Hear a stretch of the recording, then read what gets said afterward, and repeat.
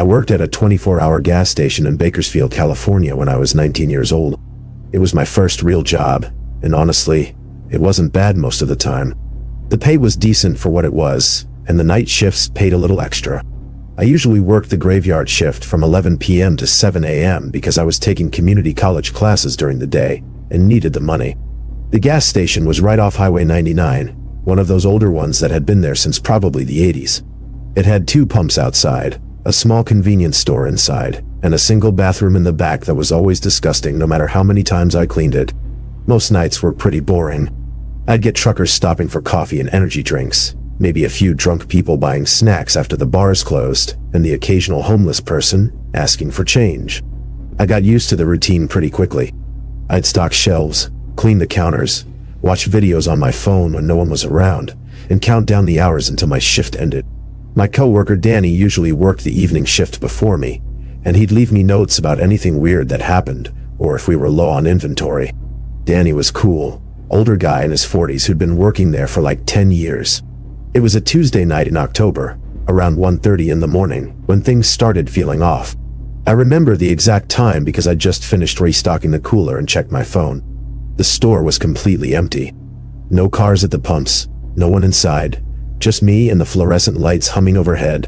That's when I noticed a guy standing outside near the air pump on the far side of the parking lot. He wasn't doing anything, just standing there under the streetlight facing the store. I couldn't see his face clearly because of the distance, but I could tell he was tall, wearing a dark jacket and jeans. I figured he was maybe waiting for someone or just taking a break from driving. I went back to scrolling through my phone, but something made me look up again a few minutes later. The guy was closer now. He'd moved to the edge of the parking lot near the dumpster, still just standing there, still facing the store. It was weird, but I tried not to think too much about it. Working night shifts, you see all kinds of strange people doing strange things. I'd learned to just mind my business unless someone actually came inside or caused trouble. Around 2 a.m., the door chimed, and a customer finally came in. It was a middle-aged woman buying cigarettes and a lottery ticket.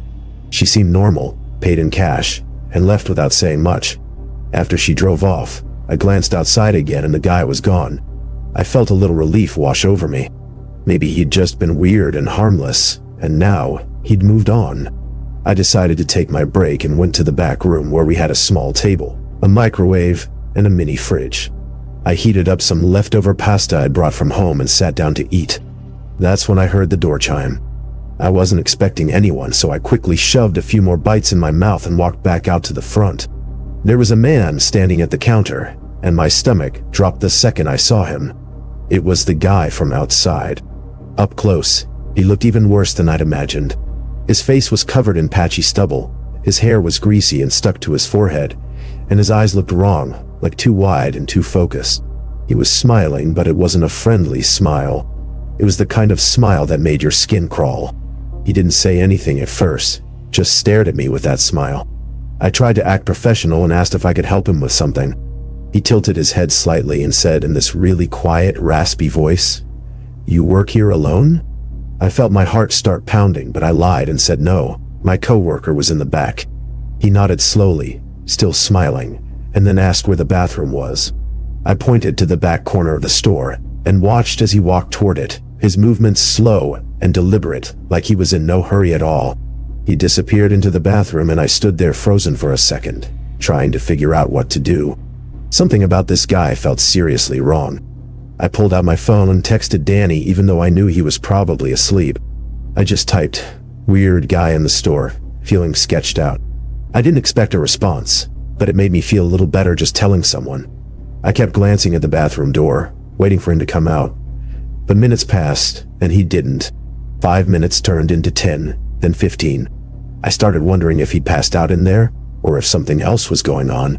I was about to call the non-emergency police line when the bathroom door finally opened. He walked out slowly, still wearing that same creepy smile, and headed straight toward the exit without buying anything or saying a word. I watched him leave, and through the window I saw him walk back toward the edge of the parking lot where he'd been standing before. But he didn't leave. He just stood there again, facing the store, watching me. I immediately locked the front door.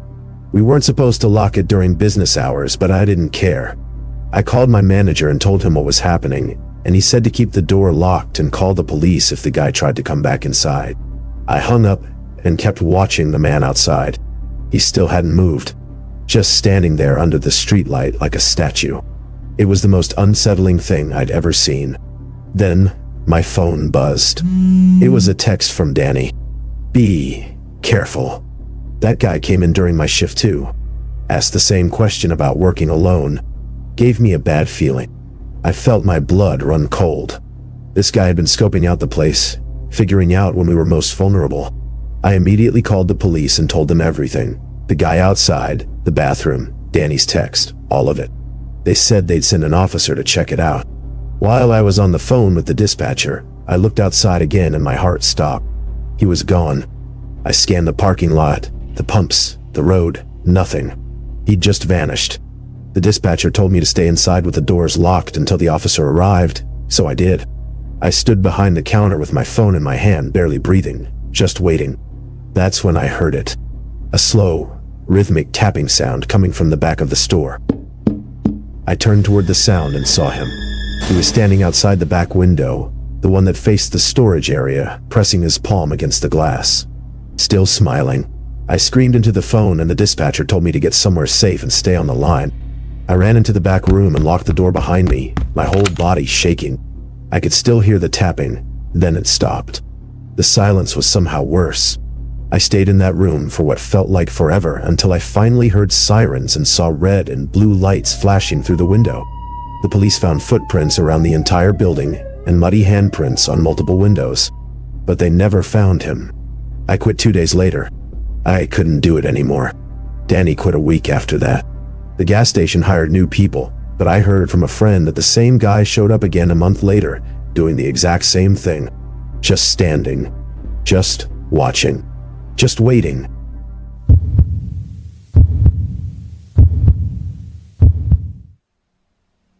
I used to work at a luxury car dealership in Scottsdale, Arizona back in 2019.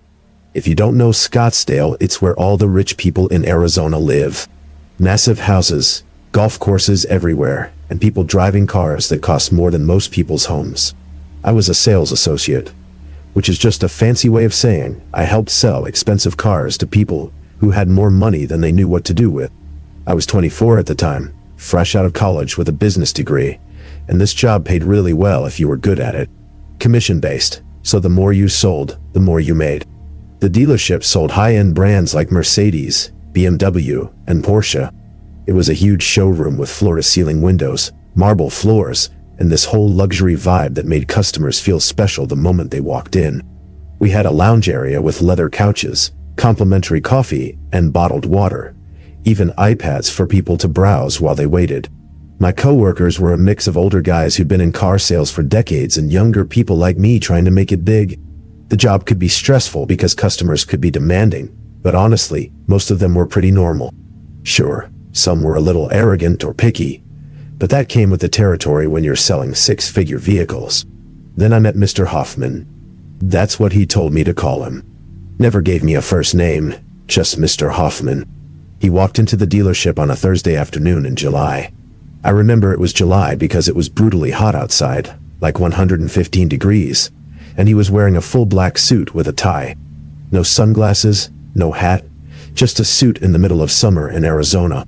He looked to be in his late 50s, maybe early 60s, with perfectly combed gray hair and these really intense blue eyes that seemed to look right through you. He had this calm, controlled way of speaking, very polite, but also very commanding. The kind of guy who was used to getting exactly what he wanted. He told me he was interested in a Porsche 911, one of our most expensive models. I gave him the standard pitch, walked him around the car, showed him the features, let him sit inside. He listened to everything I said without interrupting, nodding occasionally, asking specific technical questions that showed he'd done his research. After about 20 minutes, he said he wanted to take it for a test drive. Standard procedure. I grabbed the keys, made a copy of his driver's license like we always did, and we headed out. The test drive started normal enough. He drove carefully, didn't speed or do anything reckless, just cruised around the neighborhood near the dealership. We made small talk about the car, the weather, his plans for the vehicle. He mentioned he'd just moved to Scottsdale from somewhere back east, didn't specify where. Said he was retired and looking to enjoy his time out here. Everything seemed fine, but then he started asking me personal questions. Where did I live? Did I live alone or with roommates? What part of town? At first I thought he was just being friendly, making conversation, so I answered. Told him I had an apartment in Tempe, about 20 minutes away. I lived alone. That's when his tone shifted slightly. He asked if I liked living alone, if I ever got nervous being by myself. I laughed it off and said not really. Why would I? He just smiled and said, "You never know who might be watching." I felt a chill run down my spine even though the AC was blasting. I tried to steer the conversation back to the car, but he kept going. Asked what time I usually got home from work, if I had a security system, if my apartment complex had cameras. I started giving vague answers, saying I wasn't sure, trying to deflect. The whole vibe had changed, and I just wanted to get back to the dealership. When we finally pulled back into the lot, he parked the car and sat there for a moment, hands still on the wheel, just staring straight ahead. Then he turned to me with a smile that didn't reach his eyes and said, "I think I'll take it." Just like that. No negotiation, no hesitation. He came inside, sat down in my office, and we started the paperwork. He paid in full, cash wire transfer, no financing. Over 120 grand, just like it was nothing. The whole transaction took maybe an hour, and the entire time he kept looking at me with this expression I couldn't quite read. Not threatening exactly, but definitely unsettling. Before he left, he shook my hand and held it just a little too long. He leaned in close and said quietly, "I'm sure I'll be seeing you around, Logan." That was my name, but the way he said it made my stomach turn. He walked out, got in his new Porsche, and drove off. I stood there for a minute just feeling weird about the whole interaction, but I tried to brush it off. I just made a massive commission, like $3,600, so I figured I was just being paranoid. That night, I got home around 7 p.m. My apartment was on the second floor of a complex that had maybe 200 units. Parking lot in front, a pool in the middle, pretty standard setup. I made some dinner, watched TV, and tried to forget about Mr. Hoffman and his weird questions. Around 10 p.m. I was getting ready for bed when I heard my phone buzz. It was a text from an unknown number. All it said was, "Nice place you have." My heart started racing. I looked out my window down at the parking lot, and that's when I saw it. The Porsche. The exact one I'd sold that afternoon, parked 3 spaces down from my car. I immediately called the dealership security line and told them what was happening. They said they'd send someone to check it out and advised me to call the police if I felt threatened. I called the Tempe police non-emergency number and explained the situation. They said they'd send an officer to do a welfare check. While I waited, I kept watching the car. I couldn't see anyone inside from my angle, but I knew someone had to be there. The windows were tinted, so it was impossible to tell. About 15 minutes later, a police car pulled into the complex. The officer got out, walked over to the Porsche, and shined his flashlight inside. Empty. Completely empty. He knocked on my door, and I let him in, showed him the text, explained everything about Mr. Hoffman. The officer took notes and said he'd file a report, but without any direct threats or evidence of stalking, there wasn't much they could do. He suggested I document everything and call immediately if anything else happened. After he left, I barely slept. Every sound made me jump. Every car door, every footstep outside, everything. The next morning, I called in sick to work. I couldn't face going back there knowing he might show up. My manager wasn't happy, but I didn't care. I spent the day looking at security camera footage from my complex that the office manager let me review. At 9:47 p.m. the night before, the Porsche had pulled in. I watched as Mr. Hoffman got out, stood in the parking lot for a moment looking up at the building, then got back in his car and sat there for over 30 minutes before the footage showed him driving away right before the police arrived. Over the next week, I got 4 more texts from the same unknown number. Saw you at the grocery store. You should lock your car doors. 3rd window from the left, 2nd floor. That last one was describing my bedroom window. I filed a police report with all the messages, but they said without physical contact or explicit threats, it was hard to move forward. I started staying at my girlfriend's place across town. I changed my phone number. I requested a transfer to our dealership location in Phoenix, which my manager approved after I showed him everything. Here's the part that still haunts me. 2 months later, another sales associate at my old Scottsdale location, a girl named Amanda, reported that a customer matching Mr. Hoffman's exact description had come in asking specifically about her schedule and where she lived. Management finally took it seriously and banned him from all our locations. But when they tried to follow up using his information from the sale, everything was fake. The name, the address, the ID he'd shown me, all of it. The wire transfer had come from an account that was closed days after the purchase. The Porsche was found abandoned in a parking garage in Phoenix 3 weeks later. They never found him. Amanda quit. I quit shortly after. Last I heard, the dealership installed panic buttons at every sales desk and implemented a 2-person rule for test drives. But sometimes late at night, I still wonder if he's out there, watching someone else, learning their routine, getting ready to make them feel like I did. That helpless feeling of being hunted by someone who has all of the resources in the world and nothing but time.